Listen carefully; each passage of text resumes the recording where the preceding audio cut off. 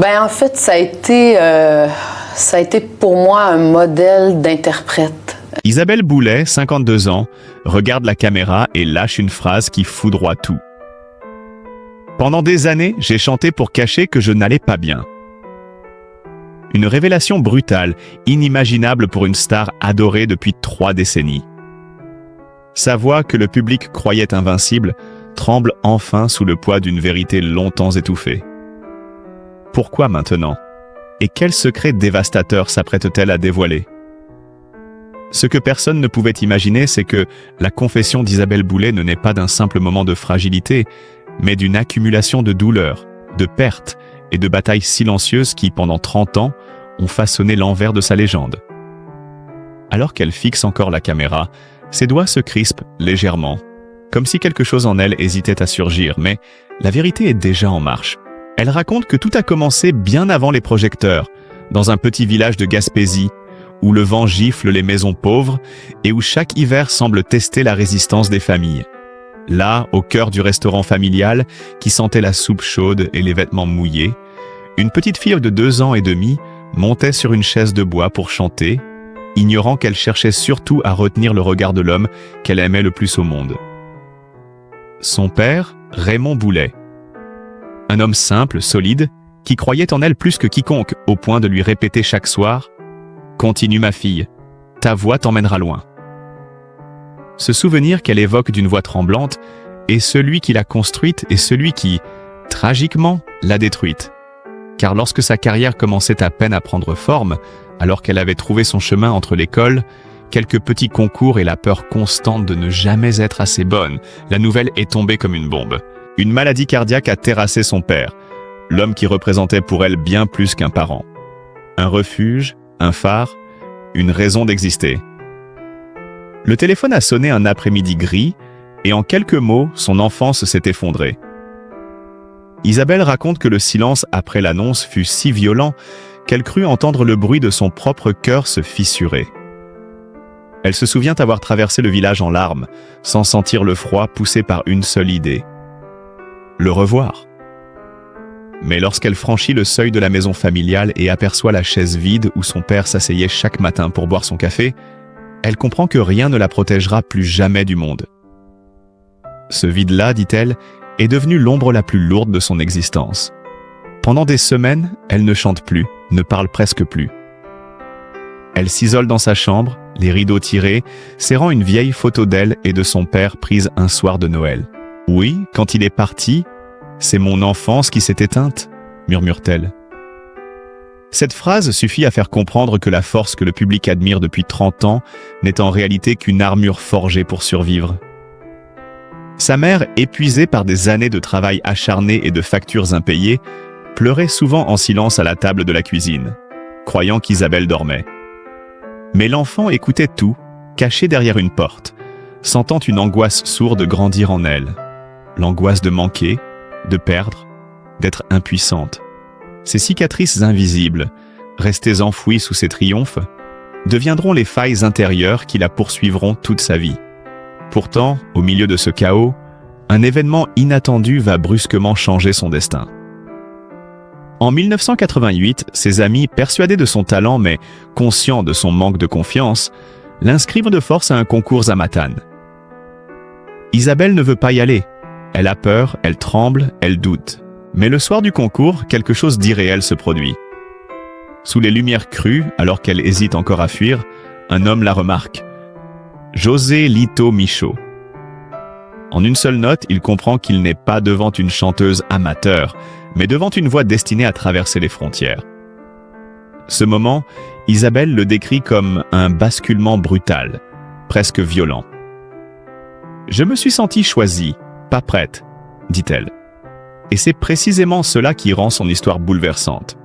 Elle n'a jamais couru après la gloire, c'est la gloire qui l'a happée de force. Dès lors, tout s'enchaîne à une vitesse vertigineuse. Les concours gagnés, les scènes de plus en plus grandes, les applaudissements qui couvrent à peine le bruit de ses doutes. À 16 ans, elle ressent déjà le poids d'un monde trop vaste pour elle.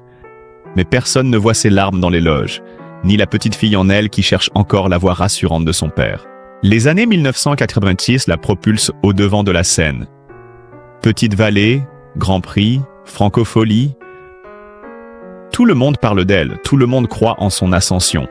Mais elle, au fond, se demande chaque soir si elle n'est pas en train de mentir au monde entier. Quand elle enregistre son premier album Fallait pas, elle sait que quelque chose se joue, quelque chose d'immense. Mais elle ressent surtout une pression sourde, presque douloureuse, celle de ne jamais décevoir un père qui ne pourra plus l'entendre.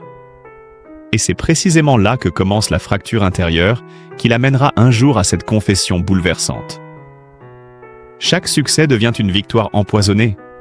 Chaque ovation, un rappel cruel de l'absence la plus douloureuse de sa vie. Et alors qu'elle se tient devant la caméra, aujourd'hui, les yeux humides mais le regard ferme, elle semble enfin prête à dire ce que 30 ans de silence ont tenté de dissimuler. Avant d'être une star, elle était une enfant brisée qui cherchait juste à survivre. Et c'est cette vérité-là, brutale et nue, que personne n'avait encore entendue. Alors qu'Isabelle poursuit son récit, la caméra capte une nuance nouvelle dans sa voix. Non pas la fragilité de l'enfance brisée, mais la tension d'une jeune femme projetée malgré elle dans un tourbillon trop vaste. Après les premiers succès, le destin se met à accélérer comme si une force invisible refusait de lui laisser le temps de respirer. Elle raconte que les années 1990 ont été un mélange étrange de triomphe public et de chaos intérieur, un paradoxe qui deviendra la signature de toute sa carrière. Quand elle évoque 1998, son visage se crispe à peine, mais suffisamment pour comprendre que cette période fut un séisme intime. L'album État d'amour l'impose enfin au grand public. Les radios le diffusent en boucle, la France la découvre, les ventes explosent, les salles affichent complet. Aux yeux du monde, c'est une consécration. Pourtant, la nuit même du lancement, seule dans une chambre d'hôtel à Montréal, elle appelle une amie et murmure « J'ai peur que tout ça ne soit pas réel.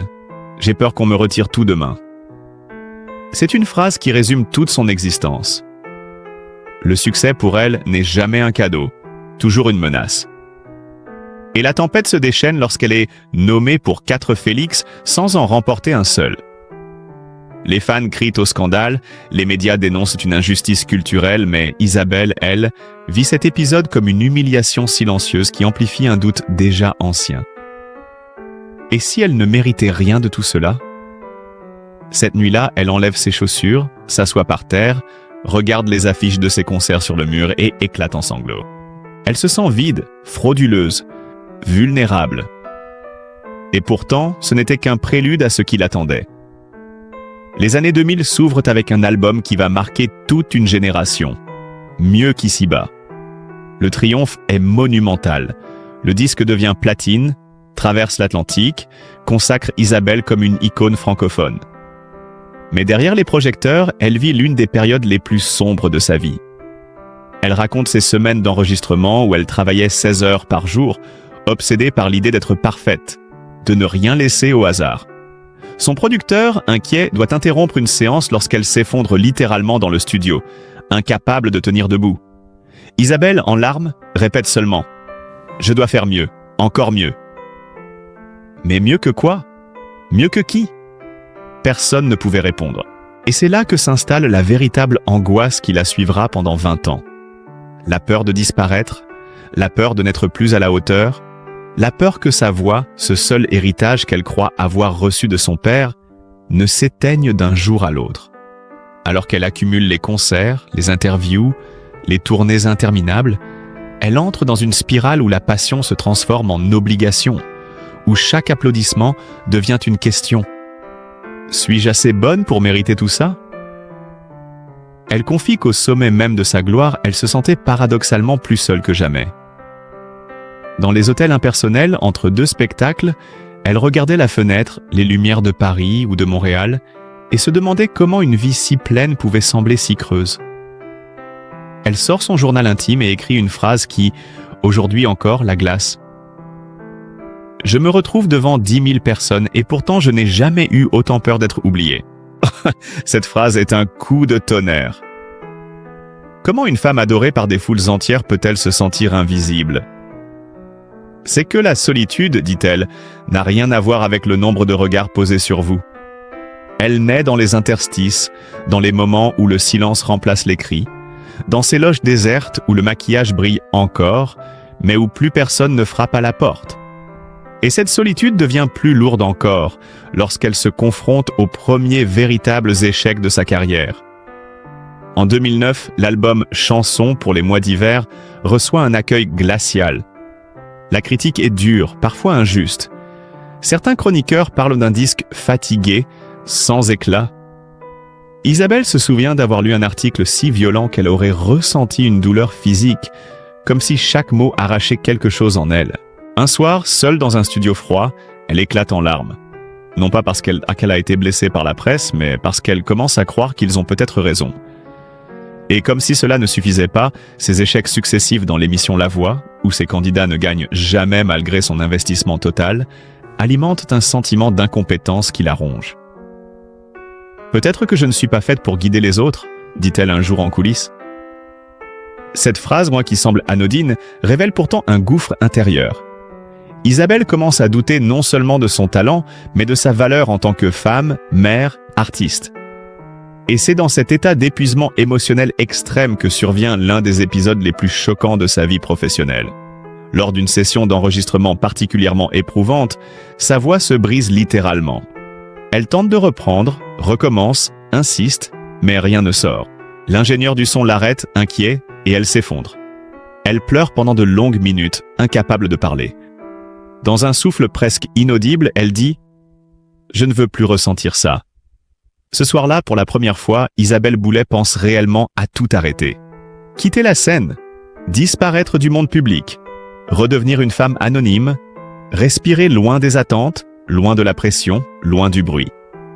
Et tandis qu'elle raconte cet épisode devant la caméra aujourd'hui, on comprend enfin que la confession qu'elle s'apprête à livrer n'est pas celle d'une star fragile. C'est celle d'une femme qui a porté des tempêtes entières sans jamais s'autoriser à faiblir. Et maintenant, le barrage cède. Elle parle. Elle avoue.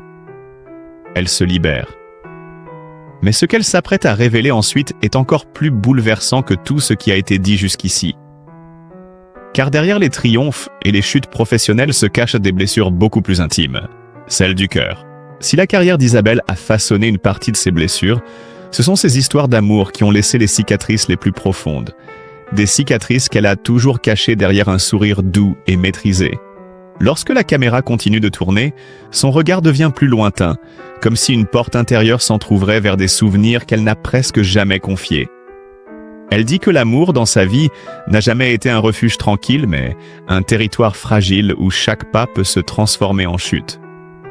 Au début des années 2000, alors qu'elle vivait l'ascension fulgurante qui aurait dû l'éblouir, elle rencontre l'humoriste Stéphane Rousseau. Leur relation, discrète mais intense, devient un havre éphémère où elle découvre une légèreté qu'elle croyait impossible. Ils se retrouvent entre deux tournées, partagent des dîners improvisés, des fous rires qui ressemblent à des parenthèses, presque des miracles. Et pourtant, derrière cette tendresse se cache déjà l'inévitable. Deux vies trop différentes, deux carrières trop exigeantes, deux êtres qui s'aiment, mais que la route sépare. En 2003, ils se quittent sans fracas, mais Isabelle vit cette rupture comme un arrachement profond. Elle confie avoir pleuré une nuit entière dans son salon, non pas parce qu'elle perdait un compagnon, mais parce qu'elle avait l'impression de perdre une partie d'elle-même. Cette fissure émotionnelle, silencieuse mais brutale, va changer son rapport à l'amour. « J'avais peur d'aimer encore », murmure-t-elle. Pourtant, la vie lui offre une parenthèse lumineuse. En 2005, elle rencontre Marc-André Chicoine, producteur québécois, un homme doux, stable, rassurant. Avec lui, elle croit enfin toucher une forme de paix qu'elle n'avait jamais connue. En octobre 2008, la naissance de leur fils Marcus devient un bouleversement d'une intensité indescriptible. Isabelle parle de ce moment comme d'un instant suspendu où tout, absolument tout, semblait enfin trouver un sens. Mais les années passent, les tournées s'allongent, les distances se creusent. Son métier la réclame sans relâche, et malgré toute leur bonne volonté, leur couple s'effrite lentement. Vers 2015, ils se séparent dans un silence douloureux, sans scandale, sans cri. Juste deux êtres qui cessent d'avancer dans la même direction. Isabelle vit cette rupture comme un échec intime bien plus profond que tous les prix manqués, bien plus douloureux que n'importe quelle critique. Elle se reproche de n'avoir pas su offrir à son fils une famille unie, complète, stable. Elle se souvient d'un soir où, en ramassant les jouets éparpillés dans le salon, une larme a roulé silencieusement sur sa joue tandis qu'elle murmurait « J'aurais voulu faire mieux pour toi, mon cœur ». Et c'est précisément cette scène, toute simple, toute humaine, qui montre à quel point Isabelle porte en elle un sens aigu de la culpabilité, une peur viscérale de ne jamais être à la hauteur des personnes qu'elle aime. Mais la vie, imprévisible comme toujours, place sur son chemin un homme qui va bouleverser son existence d'une manière inattendue. En 2016, lors d'un dîner à Paris, un ami commun la présente à Éric Dupond-Moretti, avocat redouté, figure publique incontournable, aujourd'hui ministre de la Justice. Un homme connu pour sa force, son caractère entier, parfois brutal, mais animé d'une sensibilité profonde que peu de gens perçoivent. Leur rencontre est un choc intérieur. Lui est fasciné par sa douceur. Elle est touchée par sa solidité presque animale. Entre eux, quelque chose naît immédiatement, quelque chose de rare, de presque inexplicable. Mais cet amour est tout sauf simple. Il y a un océan entre eux. Isabelle partage sa vie entre le Québec et Paris, tandis qu'Éric est retenu en France par des responsabilités écrasantes. Leur relation s'installe dans un fragile entre-deux, faite de voyages, de messages à l'aube, de retrouvailles brèves mais brûlantes, et surtout d'une pression médiatique constante. La presse scrute leur histoire, commente, juge, invente même parfois, transformant leur vie intime en terrain d'observation publique. Isabelle avoue que certaines nuits, seule dans son appartement parisien, elle s'est assise sur le canapé, regardant la ville scintiller derrière la fenêtre, et une larme a glissé sur sa joue. Non pas une larme de tristesse, mais une larme d'épuisement. Elle se disait « Comment aimer deux pays, deux vies, deux hommes ? Mon fils et l'homme que j'aime. Comment ne pas décevoir l'un ou l'autre ?» Et dans cette simple question, on mesure toute la complexité d'une femme qui s'efforce de concilier le cœur et le devoir, la passion et la maternité, l'identité publique et les besoins privés. Pourtant, malgré toutes les difficultés, lorsqu'elle parle d'Éric, sa voix change imperceptiblement. Elle devient plus lente, plus douce, presque apaisée. « C'est lui qui m'apporte la paix que je cherchais », dit-elle. Pas un conte de fées, pas une romance parfaite, mais une relation vraie, humaine, fragile, dans laquelle deux êtres blessés tentent de se rejoindre malgré les bruits du monde. Mais là encore, cette paix n'efface pas tout. Isabelle avoue porter en elle une angoisse constante, celle de perdre encore quelqu'un qu'elle aime. Cette peur, née de la mort de son père, nourrie par ses ruptures passées, continue de la hanter à chaque instant. Et c'est précisément cette peur, tapie dans l'ombre, qui l'amène un jour devant cette caméra, prête à dire pour la première fois ce qu'elle n'a jamais osé avouer malgré 30 ans de carrière. Car si elle a pu survivre à la célébrité, aux critiques, aux ruptures, aux échecs et aux triomphes, ce n'est que parce qu'elle s'était juré une chose, ne jamais laisser sa voix se taire. Aujourd'hui pourtant, elle est prête à révéler que cette voix, cette arme, ce refuge, a aussi été sa prison la plus douloureuse. Ce qui vient ensuite, dit-elle en regardant la caméra droit dans l'objectif, sera la vérité la plus difficile à entendre. Et c'est là que commence réellement la confession qu'Isabelle Boulay avait enterrée pendant toute une vie. Ce qui frappe lorsqu'Isabelle poursuit son récit, ce n'est pas seulement la sincérité brute de ses mots, mais la manière dont elle semble enfin prête à affronter le monstre invisible qui l'a accompagnée toute sa vie. La peur de sa propre voix. Elle explique que, pour le public, sa voix a toujours été son arme, son charme, sa signature, cette force capable de faire trembler une salle entière. Mais pour elle, cette voix est devenue au fil des années un fardeau, une charge lourde, presque écrasante, qui lui rappelait constamment qu'elle n'avait pas le droit à l'erreur. Elle raconte que, dès qu'elle montait sur scène, elle ressentait une pression sourde, comme une main glacée posée sur sa gorge, lui murmurant que le moindre faux pas pourrait tout détruire. « Je ne me sentais pas propriétaire de ma voix, dit-elle. J'avais l'impression qu'elle appartenait au public, à mon passé, à mon père, mais jamais à moi. » Cette phrase, prononcée sans trembler, dévoile une vérité bouleversante. Isabelle a passé 3 décennies à prêter sa voix au monde entier sans jamais vraiment l'habiter. Et c'est précisément cette dépossession intime qui l'a lentement conduite vers l'épuisement. Elle se souvient d'un épisode, longtemps gardé secret, survenu lors d'une tournée particulièrement éprouvante. À peine sortie d'un concert triomphal, acclamé par des milliers de personnes, elle s'est retrouvée dans sa loge, incapable de respirer. Elle a senti sa voix se bloquer, son souffle se couper, comme si son corps refusait soudainement de continuer.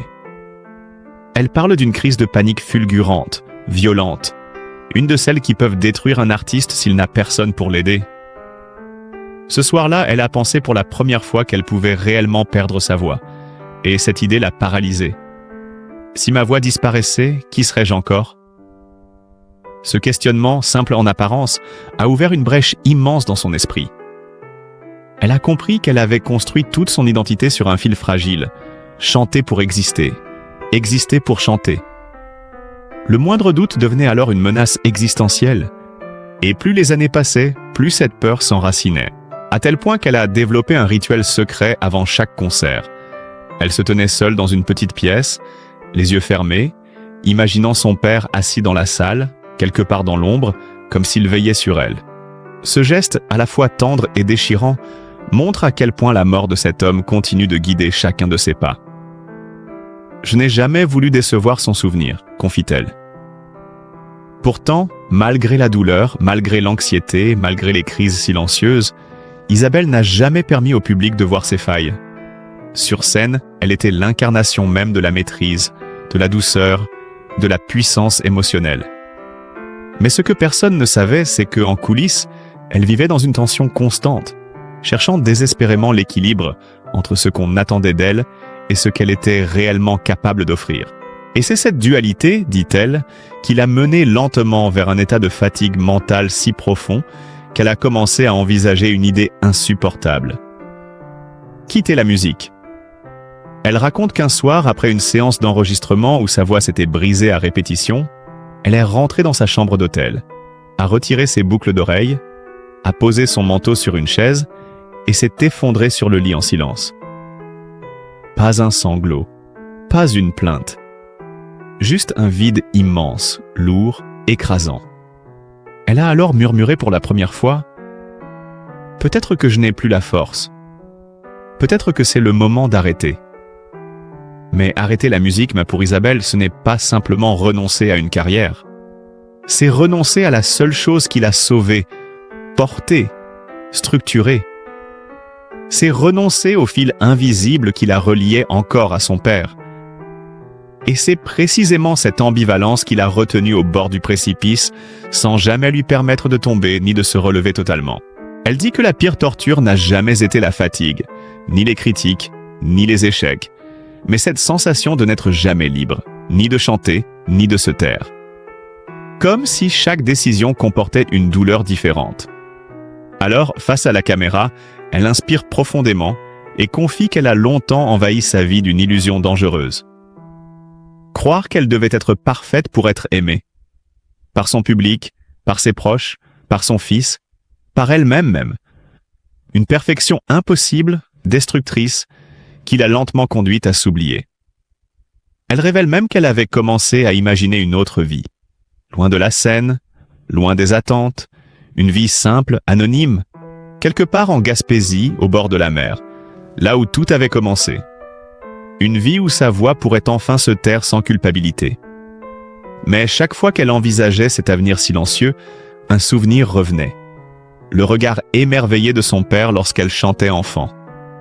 Ce souvenir-là l'empêchait de partir. Il la retenait, la soutenait, parfois la blessait, mais ne la lâchait jamais. Et c'est à ce moment précis de son récit qu'Isabelle révèle quelque chose d'inattendu. Un détail qu'elle n'avait jamais partagé auparavant. J'ai compris que ma voix n'était pas mon fardeau. C'était ma peur qui l'était. Cette prise de conscience marquera le début d'une transformation profonde, une renaissance intérieure qui l'amènera, enfin, vers la confession finale qu'elle s'apprête à livrer. Car ce qu'elle va dire ensuite ne parle plus de sa carrière, ni de l'amour, ni de la solitude, mais de la vérité la plus intime qu'elle a portée en secret pendant plus de 30 ans. Si l'histoire d'Isabelle Boulet vous a touché, si son courage, sa fragilité et sa force silencieuse ont résonné en vous, Alors prenons un instant pour lui envoyer toute notre douceur. Trop souvent, nous oublions que derrière une voix, derrière une star, il y a un être humain qui doute, qui tombe, qui se relève. Isabelle a eu la générosité rare d'ouvrir son cœur, de révéler ses failles, de montrer que même les plus grands artistes portent des blessures invisibles. Si vous souhaitez lui témoigner votre soutien, votre amour, votre respect, n'hésitez pas à laisser un commentaire, un mot de compassion, un cœur, une pensée. Et pour continuer à découvrir des histoires vraies, profondes, humaines comme celle-ci, je vous invite chaleureusement à liker cette vidéo, à la partager autour de vous et à vous abonner à la chaîne. Votre soutien nous permet de donner vie à ces récits et de faire entendre la vérité derrière les lumières. Merci d'être là, merci d'écouter, merci d'aimer.